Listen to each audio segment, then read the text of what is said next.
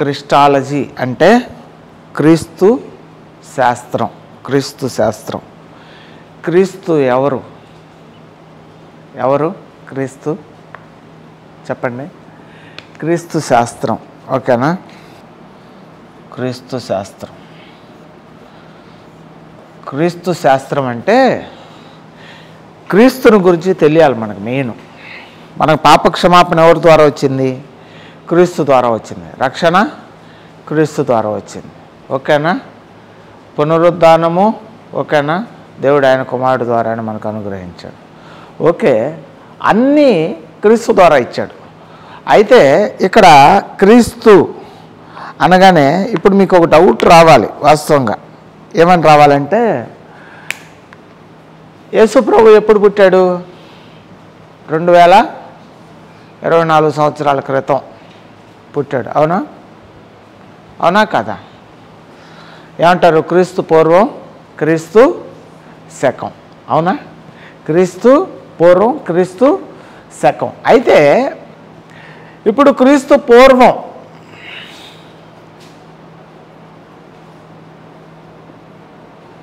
క్రీస్తు పూర్వం మరి ఎవరు దేవుడు?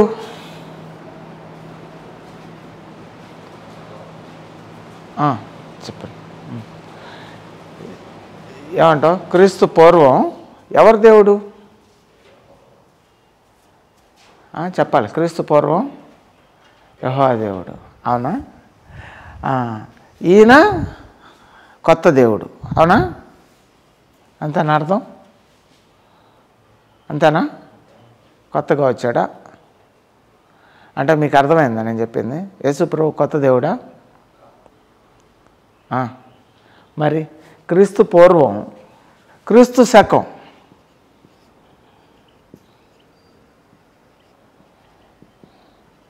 అంటే క్రీస్తు పుట్టిన కాడి నుంచి ఏమంటారు? 2 భాగాలు చేశారు. ఎవరన్నా అడుగుతారు మిమ్మల్ని, ఏమని? ఎవరిని నమ్ముకున్నారు మీరు? యేసయ్యని నమ్ముకున్నాం. యేసయ్య నిన్నగాక మొన్న వచ్చాడయ్యా 2000 సంవత్సరాలప్పుడు. అందరితో పాటు ఆయన ఒక ఏమంటారు వీళ్ళని, గౌతమ్ బుద్ధుడు, వివేకానంద, అట్లా కొంతమంది మనుషులలో ఆయన కూడా ఒకడయ్యా అని చెప్పినప్పుడు మీరేం చెప్పగలుగుతారు? ఆయన మనం దేవుడు అంటున్నాం కదా. దేవుడు కాదా ఆయన? యేసుప్రభు దేవుడా కాదా? దేవుడే. కానీ మన దగ్గర ఆధారాలు లేవుగా. ఆ డౌట్ కూడా నేనే అడుగుతున్నా మిమ్మల్ని. మీకు తెలియని డౌట్లు కూడా ఎవరన్నా అడిగితే మీ దగ్గర ఆధారం ఉండదు. అవునా? నిన్నగాక మొన్న వచ్చాడయ్యా కొత్త దేవుడయ్యా అంటారు. అంటారా? అప్పుడు అంతకుముందు చనిపోయిన వాళ్ళు ఆడికి వెళ్తారు. అంతకుముందు చనిపోయిన వాళ్ళు కూడా యేసయ్య వచ్చాడు కాబట్టి ఇట్లా ఉంది. కానీ దానికి ముందు ఏం చేస్తారు అంటే, ఇక్కడ ఏంటంటే బైబిల్లో ఇక్కడ ఒక విషయం చెప్తున్నా చూడండి. ఆయన యేసు ప్రభువారు ఫస్ట్ నుంచి ఉన్నాడు. యేసు ప్రభువారు ఫస్ట్ నుంచి ఉన్నాడు. బైబిల్ తీయండి ఒకసారి. బైబిల్ తీయండి.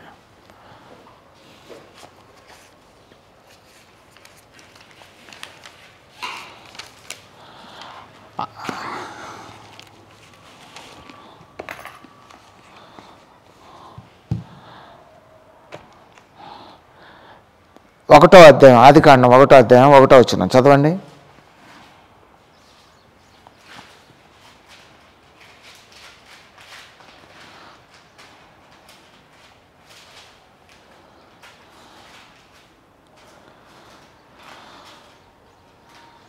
ఆదికాండం 1వ అధ్యాయం 1వ వచనం చదవాలి. నేనే చదివి చెప్పాలంటే కుదరదు.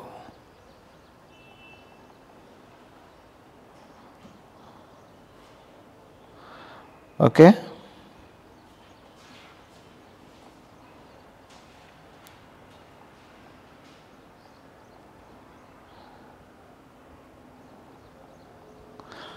చదవండి. అందరు సైలెంట్గా ఉన్నారండి.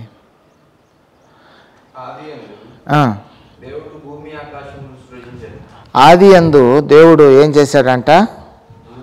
భూమి ఆకాశాన్ని భూమి నిరాకారముగాను శూన్యముగాను ఉండెను. చీకటి అగాధ జలముల పైన కమ్మి ఉండెను. ఇక్కడ ఏమైందంటే ఆది యందు ఏమంటున్నాడు? దేవుడు భూమి ఆకాశాలని సృజించాడు. ఆది యందు ఎవరు? దేవుడు భూమి ఆకాశాలని సృజించాడు. అవునా? ఆది యందు ఎవరున్నారు? దేవుడు ఉన్నాడు. భూమిని ఆకాశాన్ని సృజించేటప్పుడు ఎవరున్నారు? దేవుడు ఉన్నాడు. అయితే సామెతల గ్రంథం, నేను రెఫరెన్స్లు సరిగా రాసుకోలేదు, మీకు చెప్తాను రఫ్గా, మీరు అర్థం చేసుకోండి. 2-3 క్లాసులు పోతే మీకు క్లియర్గా అర్థమైంది. సృష్టి ఆరంభం కంటే ముందు నేను ఆయన దగ్గర ఉన్నాను అంటాడు. ఓకేనా?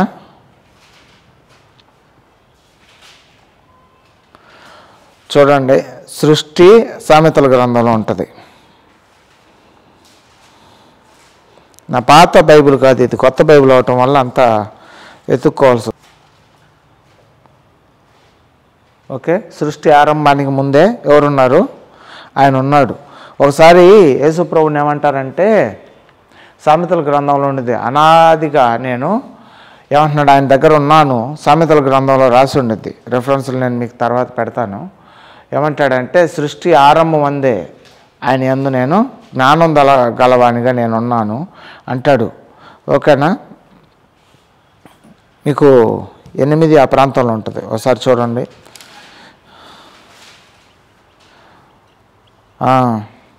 8వ అధ్యాయం 23వ వచనం, 22వ వచనం. నేను రెఫరెన్స్ చెప్పినా కానీ మీరు తీయలేకపోతున్నారు. మరి 8వ అధ్యాయం, పూర్వకాలమందు తన సృష్టి ఆరంభమున తన కార్యములలో ప్రథమమైన దానిగా యెహోవా నన్ను కలుగజేశాను. అనాది కాలము మొదలుకొని మొదటి నుండి భూమి ఉత్పన్నమైన కాలమునకు పూర్వం నేను నియమింపబడితిని. ఓకేనా? ఇక్కడ ఉన్న ప్రవాహ జలములు లేనప్పుడు, నీళ్లతో నిండిన ఓటలు లేనప్పుడు నేను పుట్టితిని. పర్వతములు స్థాపింపబడక మునుపు, కొండలు పుట్టక మునుపు, భూమిని దాని మైదానములో ఆయన చేయక మునుపు, నేల మట్టిని రవంతయు సృష్టింపక మునుపు నేను పుట్టితిని. ఓకేనా? అంటే ఇదేంది, ఎందుకు అంటున్నాడంటే, ఇక్కడ ఏమని రాస్తుందంటే, సృష్టి ఆరంభానికి ముందే ఆయన ఉన్నాను, నేను పుట్టాను అంటున్నాడు. అంటే ఎవరు పుట్టారో తెలుసా? క్రీస్తు. బుద్ధి జ్ఞానం సర్వసంపదలు దేనికి సూచన అంటే జ్ఞానానికి సూచన. ఓకేనా? ఓకే, ఇక్కడ ఏమంటున్నాడు? పైన చూస్తే ఏమన్నా 14లో ఏమన్నా ఉండేది అంటే 8:14లో ఆలోచన చెప్పుట లెస్సైన జ్ఞానం నిచ్చుట నా వశము, జ్ఞానాధారం నేనే, పరాక్రమం నాదే, నా వలన రాజులు ఏలుదురు, అధికారులు పాలన చేయుదురు. ఓకేనా? నన్ను ప్రేమించి వారిని నేను ప్రేమించున్నాను అని ఇవన్నీ ఎందుకు చెప్తున్నాడంటే జ్ఞానము అనే దాని గురించి చెప్తున్నాడు.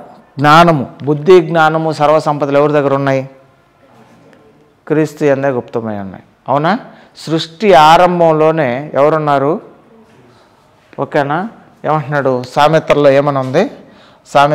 సామెతలు 8, ఓకే, 8, 22, 23 ఏమని ఉంది? సృష్టి ఆరంభానికి ముందే నేను ఉన్నాను అంటున్నాడు. అలాగే ఎందుకు ఆయన ఉన్నాడా అంటే ఆయన ఉన్నాడు. అయితే యేసు ప్రభు గురించి మనం ఏమనుకుంటామంటే చాలా విషయాలు ఆయన కొత్తగా వచ్చిన దేవుడు కాదు, పూర్వం నుండి ఉన్నవాడు, పూర్వం నుంచి ఉన్నవాడు. ఆయన్ని ఏమంటారంటే ఆది అంతము లేనివాడు అంటారు, స్వయంభువుడు అంటారు. స్వయంభువుడు అంటే తనకై తాను పుట్టినవాడు, తనకై తాను ఇప్పుడు తనకై తాను చేసుకోగలిగిన వాడు. ఓకేనా? తనకై తానే పుట్టగలిగిన వాడు. మనమందరం మనకై మనమే పుట్టగలిగామా? లేదు. మన చేతిలో ఉందా? మనం ఎవరు తల్లి గర్భంలో పుట్టాలని, ఎక్కడ పుట్టాలని, ఇవన్నీ కూడా లేవు. అయితే ఇక్కడ ఏమంటున్నాడంటే ఆయన తనకై తానే పుట్టాడంట. ఓకేనా? అయితే ఆదిలో నుంచి ఉన్నాడు. ఓకేనా? ఆ వాక్యము దేవుడు. ఇక్కడ ఒక మాట చూడండి, ఆదికాండం యోహాను సువార్త 1వ అధ్యాయం 1. యోహాను సువార్త 1వ అధ్యాయం 1వ వచనం.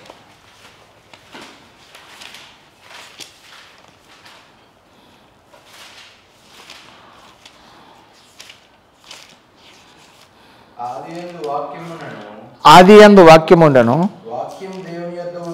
వాక్యము దేవుని యొద్ద ఉండెను. ఓకేనా? ఆదియందు వాక్యముండెను, వాక్యము దేవుని యొద్ద ఉండెను. వాక్యం ఎవరంట? అనాదిలో సృష్టి ఆరంభంలో ఎవరున్నారు? దేవుడు ఉన్నాడు. సృష్టి ఆరంభం ఆదికాండంలో ఏమనుంది? మరలా చదువు ఎజ్రా. ఆదికాండం ఆది యందు 1:1 ఎవరున్నారంటే దేవుడు ఉన్నాడు ఇక్కడ.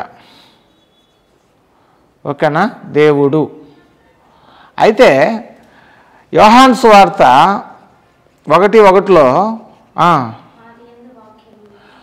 ఆ దేవుడు వాక్యమై ఉన్నాడు. ఓకేనా?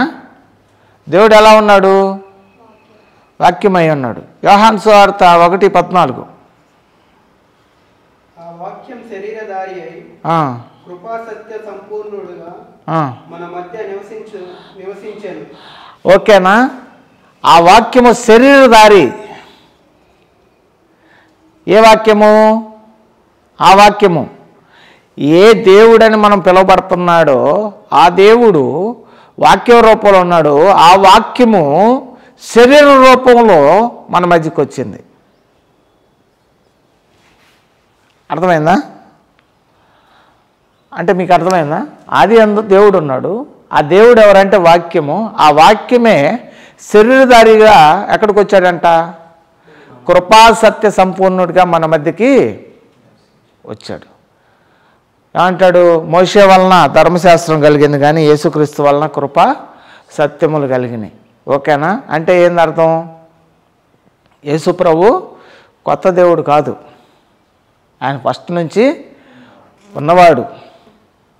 అవునా కాదా? ఒకసారి అబ్రహాం విషయంలో అంటే ఏమంటాడంటే అబ్రహాము, ఓకేనా, నా దినమును చూసి అంటే ఇక్కడ ఏమంటాడంటే అబ్రహాం కంటే ముందున్నాను నేను అంటాడు.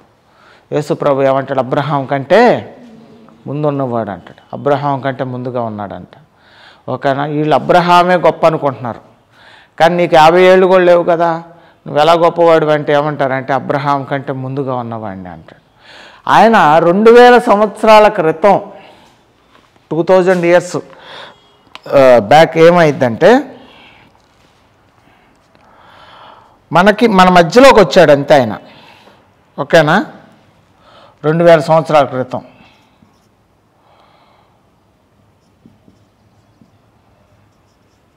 ఓకే, మీకు ఒక డౌట్ క్లియర్ అయిందా? యేసు ప్రభు ఎవరు? దేవుని కుమారుడు. దేవుడు. ఫిలిప్ అడుగుతాడు, అయ్యా ఒకసారి తండ్రిని చూపించంటే నన్ను చూచిన వాడు తండ్రిని అంటే ఇప్పుడు ఎవరు? దేవుడు అంటే ఎవరు? యేసుక్రీస్తే. యేసుక్రీస్తే దేవుడు. ఓకేనా? చాలామందికి క్లారిటీ ఉండదు. 2000 సంవత్సరాల క్రితం వచ్చాడు, ఆయన ఎలా దేవుడు అవుతాడు? ఆయన శరీరంగా ధరించుకొని వచ్చాడు. శరీరం లేకముందు ఆత్మరూపిగా ఉన్నాడు. దేవుడు ఆత్మస్వరూపి. ఓకేనా? శరీరాన్ని ధరించుకొని వచ్చింది ఇప్పుడు 2000 సంవత్సరాల ముందు వచ్చాడు. 2000 సంవత్సరాలు అప్పుడు వచ్చాడు. ఇక్కడ చూడండి ఒక మాట, మీకా 5వ అధ్యాయం 2వ వచనం.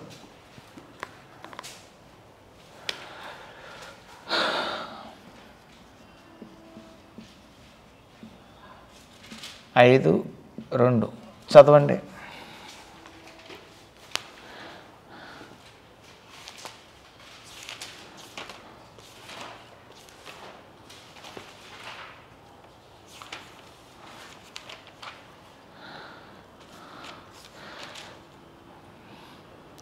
బెత్లెహేమ ఎఫ్రత యోదావారి కుటుంబంలో నీవు స్వల్పమైన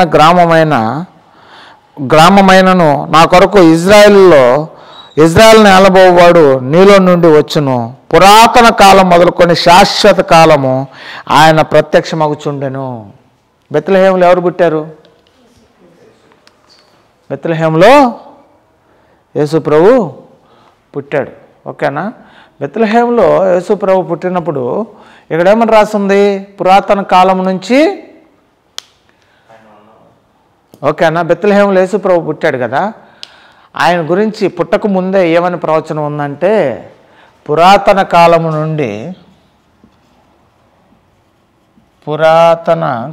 నుండి శాశ్వత కాలం.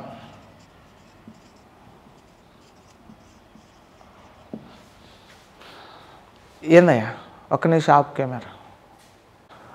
అయితే ఇక్కడ ఏమన్నా ఉంది మీకు 5లో 5:2 ఏమన్నా ఉంది?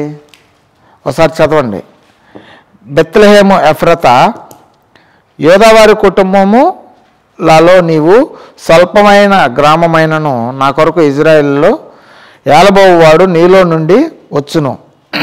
పురాతన కాలం మొదలుకొని శాశ్వత కాలము ఆయన ప్రత్యక్షమవుచుండెను. పురాతన కాలం నుండి ఎప్పుడు దాకా? శాశ్వత కాలం. ఓకేనా? క్రీస్తు ఏమంటున్నాడు? పురాతన కాలం నుండి. ఓకేనా? ఇక్కడ రాశాం ఆల్రెడీ. అంటే ఆది నుంచి అంతము. ఓకేనా? Alpha omega. ఓకే, ఆయన ఉన్నాడు క్రీస్తు. ఓకే, క్రీస్తు ఉన్నాడు. ఓకే, మనం చాలామంది ఏమనుకుంటారు? క్రీస్తు కొత్తగా వచ్చాడు కాబట్టి ఆయన దేవుడా అంటే మనం ఏం చెప్పాలి? అవును, దేవుడే. ఆయన ఏమంటాడు? ఉన్నవాడను. ఏమంటాడు? అలాగే ఇక్కడ చూడండి, యోహాను సువార్త 8వ అధ్యాయం 57వ వచనం. యోహాను సువార్త 8వ అధ్యాయం 57వ వచనం.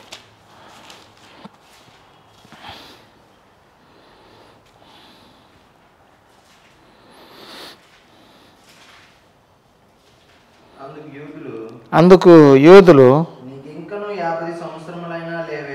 నీకు ఇంకా ఇక్కడ 56 ఏమన్నా ఉండిద్దంటే, మీ తండ్రి అయిన అబ్రహాము నా దినము చూతునని మిగులు ఆనందించను, అది చూచి సంతోషించనను.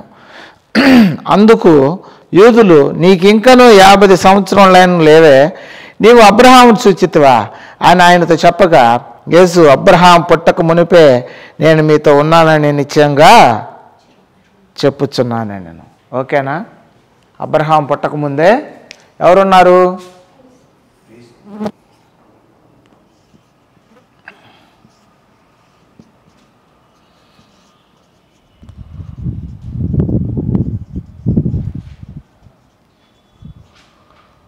మునుపే.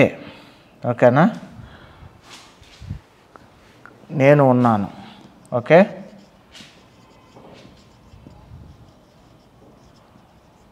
ఓకే అంటే ఏంది? అబ్రహాం పుట్టకముందే ఉన్నాడు. అయితే క్రీస్తు దగ్గర 2 విషయాలు ఉన్నాయి. ఏమున్నాయి? ఆయన భూమి మీదకి వచ్చాడు కదా, యేసు ప్రభు మనిషా దేవుడా?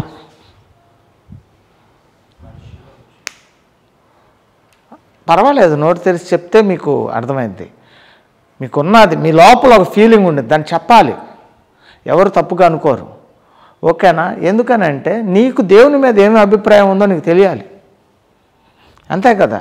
ఏదో అందరు వెళ్ళారు, అదేదో చెప్పినట్టు ఒక రాయి పెట్టారు, దానికి పసుపు పూసారు. ఓకేనా? దానికి ఒక గుడ్డ కట్టారు, ప్రతి ఒక్కడు వెళ్ళి ఇంక దండం పెడుతున్నాడు. ఓకేనా? ఏంటంటే దేవుడు అట్లా కాదు. ఓకేనా? ఆయన గురించిన నీకు అవగాహన ఉండాలి. ఎవరు? నేను దేవుని తెలుసుకునే రోజుల్లో కూడా అసలు క్రీస్తు ఎవరు అని నేను తెలుసుకోవటం ప్రారంభించాను. ఓకేనా? దేవుడు ఎవరు అనేది నువ్వు తెలుసుకోవాలి. నువ్వు ఆరాధించే దేవుడు ఎవరు తెలుసుకుంటేనే నీ దగ్గర సమాధానం ఉంటేనే. ఓకేనా? లేకపోతే వాళ్ళు ఏమంటారు? దానియేలు కూడా ఏమంటాడు? షడ్రక్ మేషక్ అబేద్నెగోలు ఏమంటారు? మా దేవుడు రక్షించగలిగిన సమర్థుడు. ఏమని చెబుతున్నారు? రక్షించగలిగిన సమర్థుడు. వాళ్ళకి అంత క్లారిటీ ఉంది. పౌలు అంటాడు, నేను బోధించువానిని నేను ఎరుగుదును. మరి నువ్వు ఆరాధించే దేవుడిని నీకు తెలుసా? యేసయ్య గురించి నీకు తెలుసా? ఓకేనా? యేసు ప్రభు మూల స్తంభం, మూల రాయి. నేను ఏ వాక్యం చెప్పినా దాని వెనక క్రీస్తుని తీసుకొని వస్తాను. ఒకసారి పాస్టమ్మ కూడా చెప్పాను నేను, క్రీస్తు లేకుండా ఏ వాక్యం కూడా పరిపూర్ణత అవ్వదు. క్రీస్తు అనేది ప్రధానమైన మూలరాయి.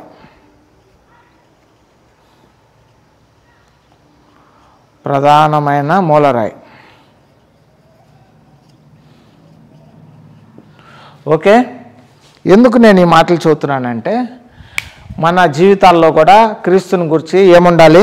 ఎవరన్నా అడిగినప్పుడు ఆయన దేవుడు, 2000 సంవత్సరాలు పుట్టాడు. 2000 సంవత్సరాలు కాదురా, బైబిల్లో చూపిస్తా. ఆయన ఎక్కడ పుడతాడో బెత్లెహేంలో పుడతాడని చెప్పాడు. ఎలా పుడతాడో తెలుసా? ఫస్ట్ నుంచి ఉన్నాడు, ఇప్పుడు వస్తున్నాడు, ఇక మొదలు కూడా ఉంటాడు అని చెప్పి ముందుగానే రాస్తుంది. ఇంకెక్కడ ఉంది? అక్కడ ఒక దగ్గరే ఉందా? ఇంకెక్కడ ఉంది? యెషయా గ్రంథం 9వ అధ్యాయం 6వ వచనం.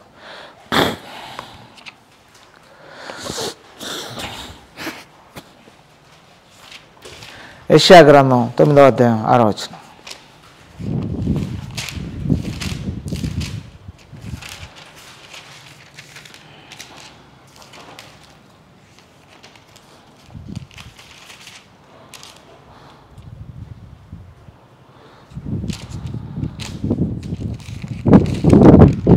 ఏమని ఉంది? చదవండి. ఏలయనగా ఏలయనగా మనకు శిశువు పుట్టెను. ఇక్కడ ఇంకో దగ్గర కూడా రాస్తుంది. ఎక్కడ? యెషయా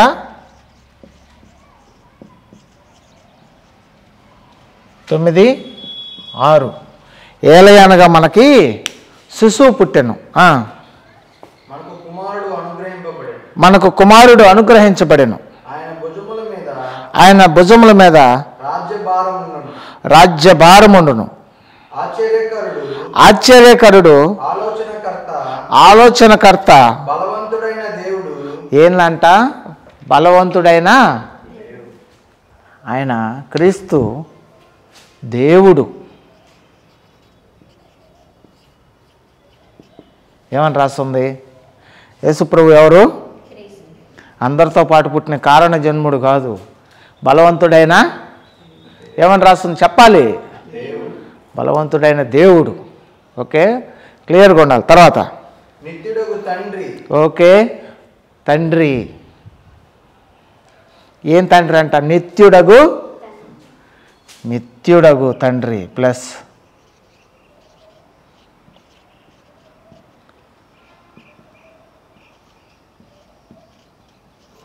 నిత్యుడగు తండ్రి. ఫిలిప్ ఒకసారి అంటాడు, ఏమని? ఒకసారి తండ్రిని చూపించవా అంటే అంటాడు, నన్ను చూసిన వాడు తండ్రిని చూసినట్టే అంటాడు. అంటేనా? అంటే ఇప్పుడేంది? నిత్యుడగు ఆయనలోనే ఉన్నాడు. ఓకేనా? మనకు అర్థం కావాలి. చాలామంది ఆయన డివైడ్ చేసేస్తారు. ఆయనే దేవుడు, ఆయనే తండ్రి. ఓకేనా? ఎందుకనంటే క్రీస్తు ఆత్మ మీలో నివసించిన ఎడల అంటాడు. దేవుని ఆత్మ కూడా ఆయనలోనే ఉంది. ఓకేనా? ఎందుకు ఈ మాట చదువుతున్నానంటే, సమస్తం కలిసి ఉంది. నువ్వు ఆరాధించే దేవుడి విషయంలో స్పష్టత ఉండాలి. తండ్రి ఎవరు? క్రీస్తే. దేవుడు ఎవరు? క్రీస్తే. ఓకేనా? ఫస్ట్ నుంచి ఉన్నాడా? ఉన్నాడు. ఇక మీదట ఉంటాడా? ఉంటాడు. క్లారిటీ ఉండాలి. అర్థమవుతుందా? యేసుప్రభు అంటే అందరితో పాటు నేను కూడా నేను నమ్ముతున్న దేవుడు ఒక రాయో రప్పో కాదు. నా దేవుడు జీవం కలిగిన దేవుడు, ఉన్నవాడు. అబ్రహాం పుట్టకముందే ఉన్నాడంట. ఏమన్నాడు వాళ్ళతోటి? అబ్రహాం పుట్టకముందే ఉన్నాను నేను అన్నాడు. వాళ్ళకి అర్థం కాలేదు. ఎందుకని? ఈ రోజుల్లో కూడా చాలామందికి అర్థం కాదు. అందరూ ఏమనుకుంటారు, 2000 సంవత్సరాల క్రితం ఉండాలి, మరి అంతకుముందు ఎవరు కాపాడారు ప్రజల్ని? ఆయనే కాపాడాడు. అవునా? అప్పుడు తండ్రి రూపంలో ఉన్నాడు, శరీర రూపంలోకి వచ్చాడు. శరీర రీతికి ఎవరి కోసం వచ్చాడు? మన కోసం వచ్చాడు. పాపులను రక్షించడానికి వచ్చాడు. అట్ ద సేమ్ టైం క్రీస్తు దేవుడు తండ్రి.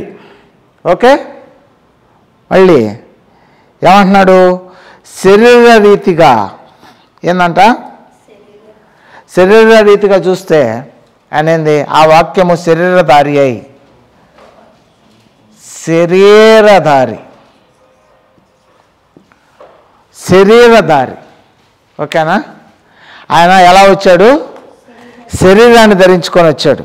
ఓకేనా? అంటే ఎలా వచ్చాడు? ఇక్కడ చూడండి,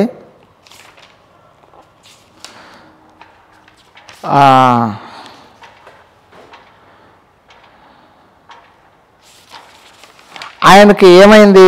ఆకలి అయింది. ఓకేనా? ఆయన ఏమంటున్నాడు? నేను ఆకలి కొనుచున్నాను అంటాడు. ఓకే, తర్వాత ఇంకేమంటాడు? దప్పి కొనుచున్నాను అంటాడు.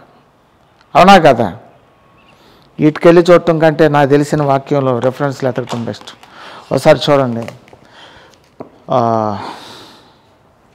మత్తయి సువార్త 4వ అధ్యాయం.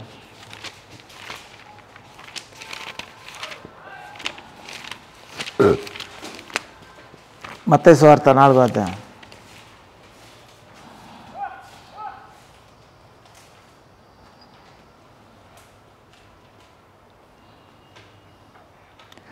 నాలుగో అధ్యాయం 2వ వచనం. 40 దినములు 40 రాత్రులు ఉపవాసం ఉండిన పిమ్మట ఆయన ఆకలి కొనగా, ఆయన ఏం చేశాడు? శరీరధారికి ఏమైంది? నరుడు.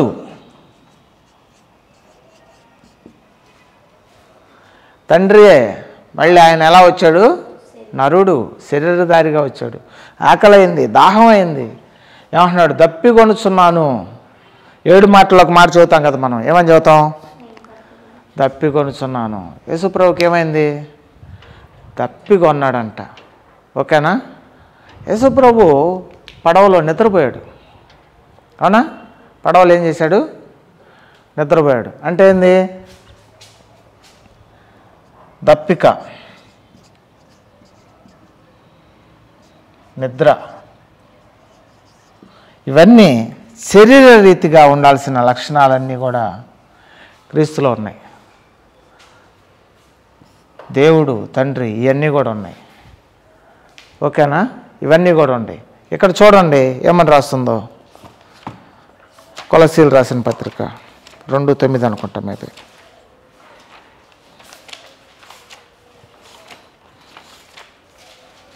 రెండు 9.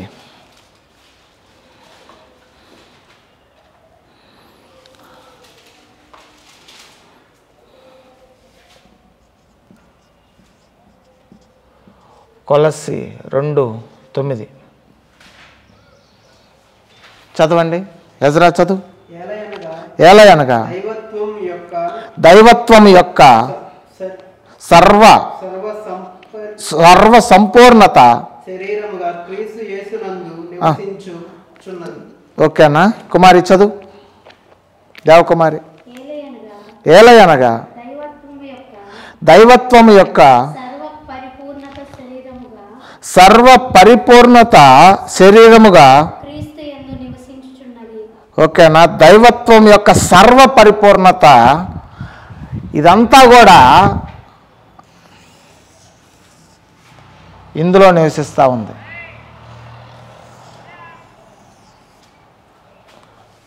ఓకేనా? దైవత్వం యొక్క సర్వ పరిపూర్ణత ఎందులో నివసిస్తుంది? శరీరంలో నివసిస్తుంది. ఓకేనా? అంటే దైవత్వం యొక్క దేవుడు స్వస్థత కావాలా? రక్షణ కావాలా? మారుమనసు కావాలా? పాపక్షమాపణ కావాలా? ఏదైనా కానీ దేవుడు ఏం చేశాడు? వాళ్ళకి, పాపంలో ఉన్న వాళ్ళని ఏం చేశాడు? విడుదలిచ్చాడు. పాపాత్మురాలైన స్త్రీని క్షమించాడు. పక్షవాయువు గల వాళ్ళని బాగు చేశాడు. ఓకేనా? రోగులను స్వస్థపరిచాడు. ఓకేనా? అనేకులను చనిపోయిన వారిని లేపాడు. ఓకేనా? దైవత్వం యొక్క లక్షణాలు అవి. మనుషులు చేయగలుగుతారు? అవన్నీ చేయగలుగుతారా? చనిపోయిన వాళ్ళని లేపగలుగుతారా? కుష్ఠవ్యాధి కలిగి ఏళ్ళు పూర్తిగా లేని వాళ్ళని మరలా పూర్తిగా ఏళ్ళు తీసుకురాగలుగుతారా? ఓకేనా? కళ్ళు లేని వాళ్ళని కూడా దేవుడు ఏం చేశాడు? కళ్ళు తీసుకొచ్చాడు. ఓకేనా? ఇవన్నీ అద్భుతాలు చేశాడు. ఓకేనా? ఆయన చేసిన అద్భుతాలు ఒక దగ్గర రాసి ఉండేది. ఏమనంటే, చేసిన అద్భుతాలు రాయటానికి భూమిలో ఉన్న గ్రంథాలు సరిపోవంట. ఓకేనా? ఆయన చేసిన అన్ని అద్భుతాలు చేశాడు. ఓకే, ఎందుకు ఈ మాట నేను మీకు చెబుతున్నానంటే మన జీవితంలో కూడా మనం ఏం చేయాలంట, దైవత్వం యొక్క సర్వ పరిపూర్ణత ఏందంట క్రీస్తులో ఉంది. ఓకే, ఎందుకనంటే మనం దేవుణ్ణి రుచి చూడాలి. దేవుణ్ణి ఏం చేయాలి, రుచి చూడాలి. రుచి చూస్తేనే మనకేమర్థమైద్ది, ఆయన దేవుడు అని అర్థమైంది. రుచి చూడకుండా ఆయన నరుడు అని చెప్తే మన ఎట్లా ఏమంటారు, ఆయన నరుడు అని చెప్పారనుకోండి, 2:1 1 పేతురు 2వ అధ్యాయం 1వ వచనం.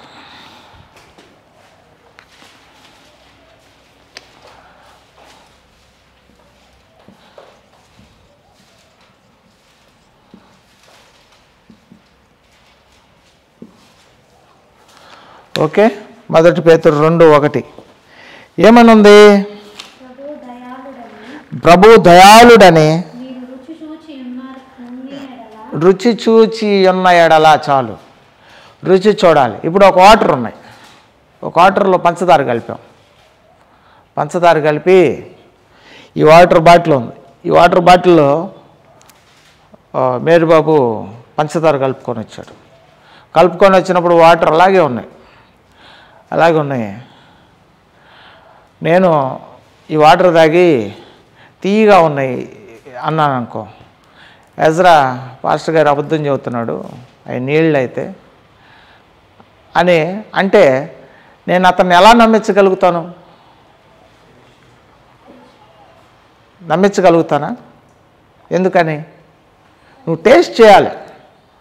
దేవుణ్ణి నువ్వు టేస్ట్ చేస్తేనే ఏమైందంట, రుచి చూస్తేనే ఆయన దయాళుడని నువ్వు అర్థం చేసుకోగలుగుతావు. దేవుడు మంచివాడు, ఆయన ఎలాంటి వాడు, ఆయన ఎంత శక్తిమంతుడు అనేది నువ్వేం చేయాలి, రుచి చూడాలి. నువ్వు రుచి చూడాలి. ఆయన దేవుడు అనే రుచి చూడాలి నువ్వు. నేను ఆయన దేవుడని చెప్తున్నా, ఆ దేవుడు కాదు నరుడని నువ్వు అంటున్నావు. నువ్వు రుచి చూడాలి ఆయన్ని. నువ్వు రుచి చూసినప్పుడు ఆయన దేవుడో కాదో నీకు అర్థమైంది. అవునా కదా? దైవత్వం యొక్క సర్వ పరిపూర్ణత ఆయనలో గుప్తమై ఉందంట. ఓకేనా? దేవునిలో చాలా విధాలైన ఇవి ఉన్నాయి. ఓకేనా? అయితే ఆయన ఏమని రాశాడు ఇక్కడ చూడండి, ఆయనకున్న కొన్ని విషయాలు చెప్తున్నా. మొదటి దీంట్లో చూద్దాం.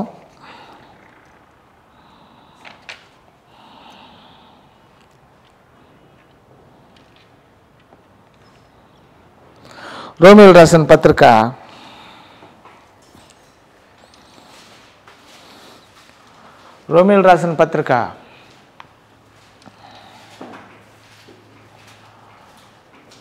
9:5. రోమీయులకు రాసిన పత్రిక 9వ అధ్యాయం 5వ వచనం.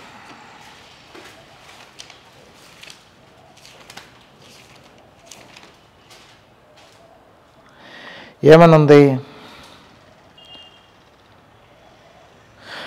పితరులు వీరివారు శరీరం బట్టి క్రీస్తు వీరిలో పుట్టెను. ఈయన సర్వాధికారి అయిన దేవుడై ఉండి నిరంతరము స్తోత్రార్హుడై ఉండెను. శరీరాన్ని బట్టి వీళ్ళలో పుట్టాడు. ఎవరిలో పుట్టాడు? యూదుల్లో పుట్టాడు. ఓకేనా? శరీరాన్ని బట్టి ఎక్కడ పుట్టాడు? యూదులలో పుట్టాడు. ఓకేనా? కానీ శరీరమును బట్టి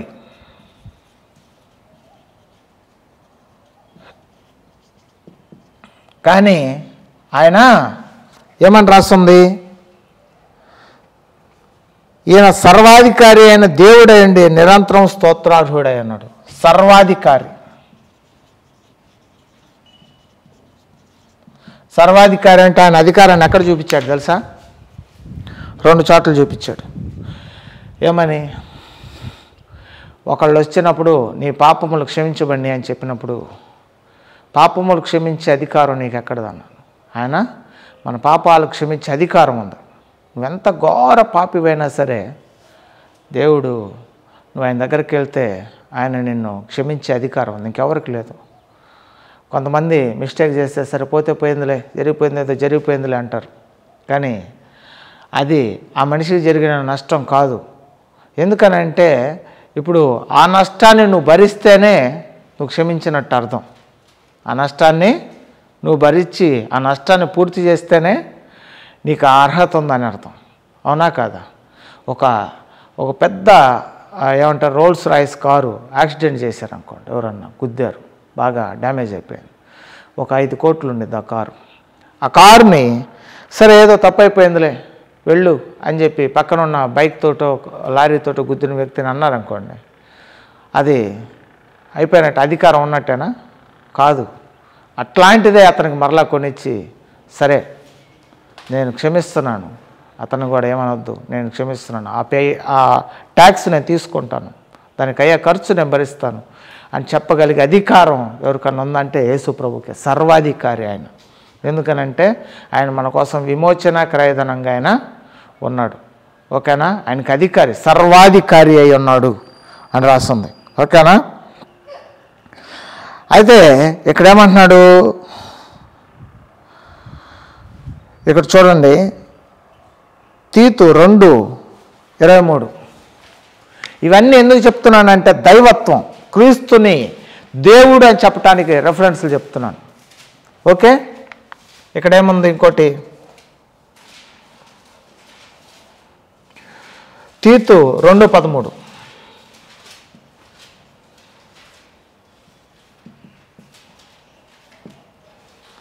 ఏమని రాస్తుంది? మహాదేవుడును మన రక్షకుడైన యేసుక్రీస్తు మహిమ యొక్క ప్రత్యక్షత కొరకు ఎదురు చూచు.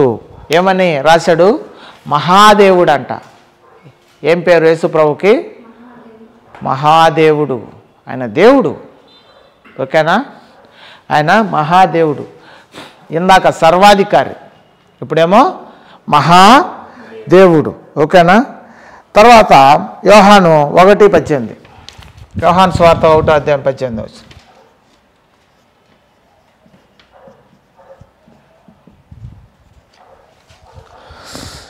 ఎవడునూ ఎప్పుడునూ దేవుని చూడలేదు, తండ్రి రొమ్మున నున్న అద్వితీయ కుమారుడే ఆయన బయలుపరిచెను. ఓకేనా? కుమారుడు ఆయనే, తండ్రి రొమ్మున ఉన్నాడంట, అద్వితీయ కుమారుడు.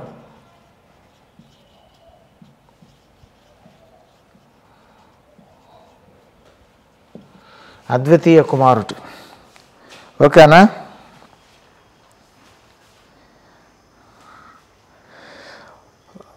రెండో పేతురు 1:1.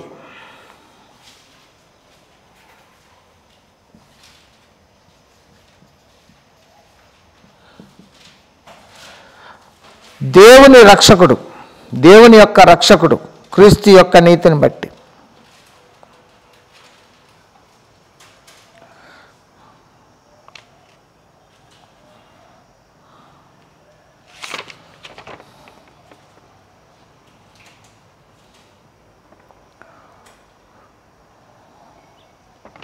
ఓకేనా?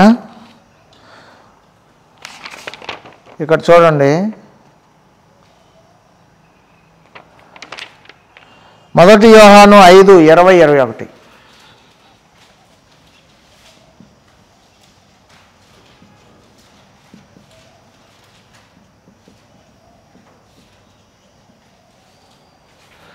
మొదటి యోహాను 5:20-21 ఏమనుంది?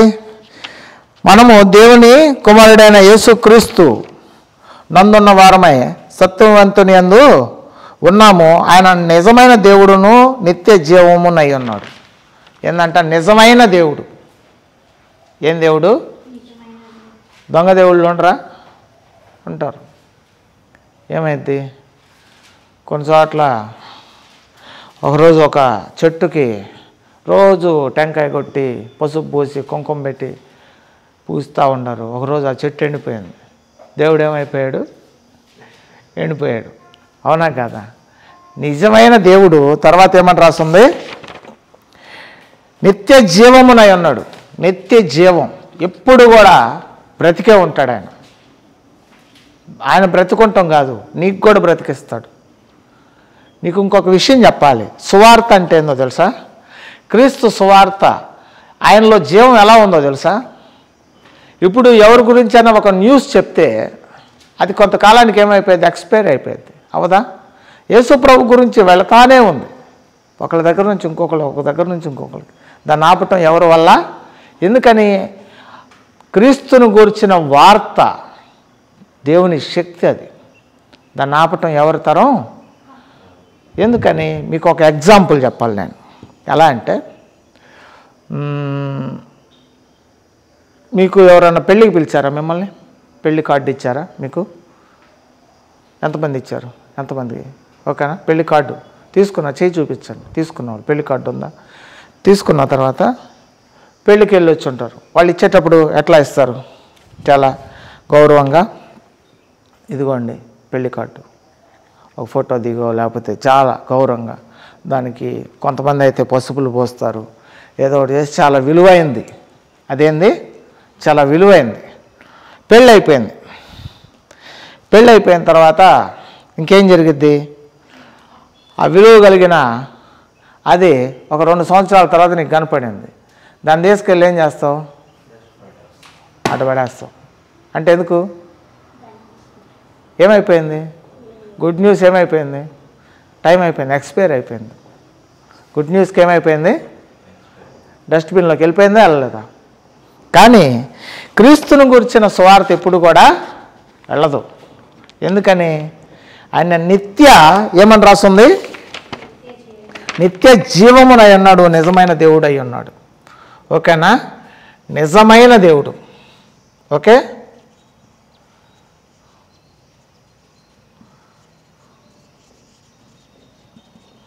ఓకే, నిజమైన దేవుడు. ఓకేనా? అర్థమైందా మీకు? దేవుని గురించి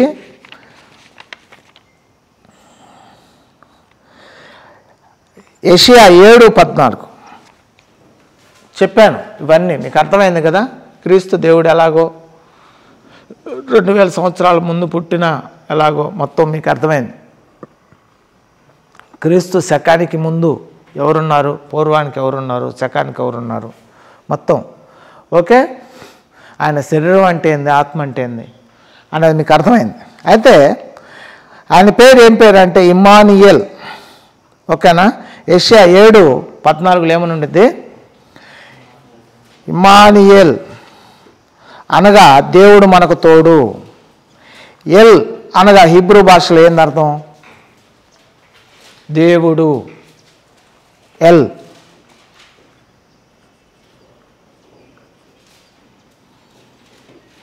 అనగా దేవుడు.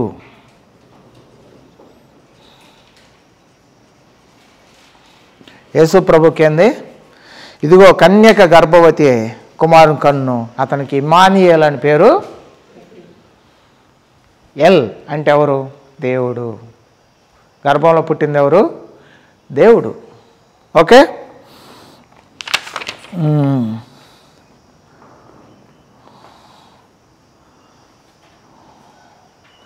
అయితే తర్వాత ప్రకటన 1:8. ప్రకటన 1-8.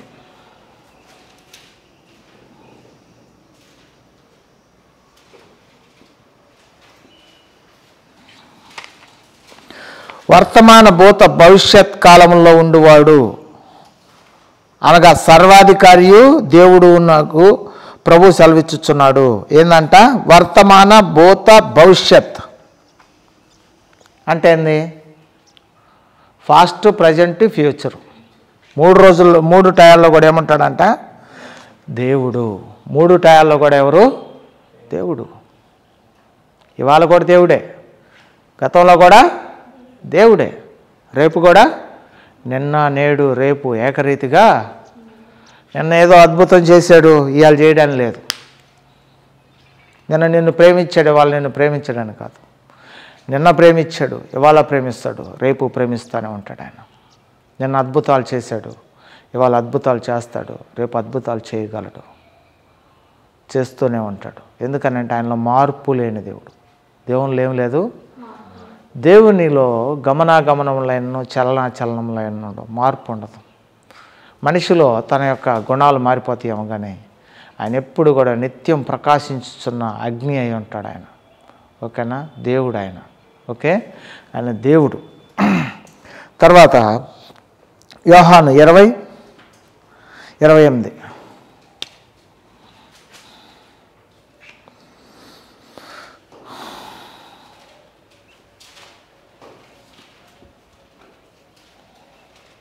యోహాను సువార్త 20వ అధ్యాయం 28వ వచనం.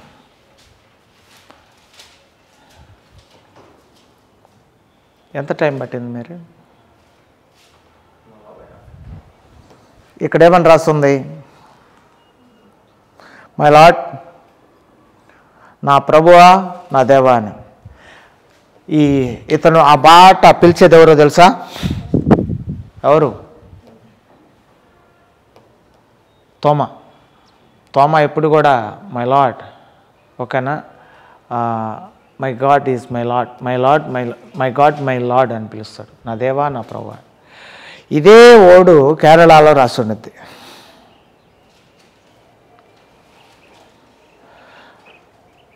కేరళలో. ఎందుకనంటే అతను పిలుపది. యేసు ప్రభువుని అతను పిలుస్తాడు ఏమని? మై లార్డ్, మై గాడ్, నా ప్రభువా, నా దేవా. ఓకేనా? ఆయన్ని ఏమని పిలుస్తారు? దేవుడు, దేవుడు, దేవుడు. చాలామంది, నేను ఇందాక చెప్పాను, యేసు ప్రభువుని దేవుడిగా చూడరు. ఒక పంచదార నీళ్లు ఒక మనిషి తాగితేనే తీయగా ఉండి అని తెలిసి, కానీ లేకపోతే అబద్ధం చెబుతున్నాడు అనుకుంటారు. యెహోవా దయాళుడని రుచి చూచి తెలుసుకోవాలి. అలాగే యేసు ప్రభు ఉత్తముడని, దయాళుడని రుచి చూచి తెలుసుకోవాలి. నువ్వు టేస్ట్ చేయాలి ఆయన్ని. టేస్ట్ చేసినప్పుడే నీకు ఆయన ఎవరనేది అర్థమైద్ది. ఓకే, సరే, ఇంతవరకు చాలు. Thank you, God bless you. ఓకేనా? కొంతకాలం నేను నాకు టైం సరిపోవట్లేదు అటు ఇటు వెళ్ళి రావటానికి. ఎందుకనంటే నాకు విజిట్స్కి వాటికి ఇటుకి సరిపోవట్లేదు. కానీ నేను ఇంకా ఇది చాలా ఇంపార్టెంట్ సబ్జెక్టు. ఇంట్రెస్ట్ ఉంటుందా మీకు? క్రీస్తుని గురించి తెలుసుకోవటం ఆసక్తి అనిపించిందా? క్రీస్తుని గురించి మనకు తెలియాలి. నువ్వు ఆరాధించే దేవుడు ఎవరో ఆపేసి ఇంకా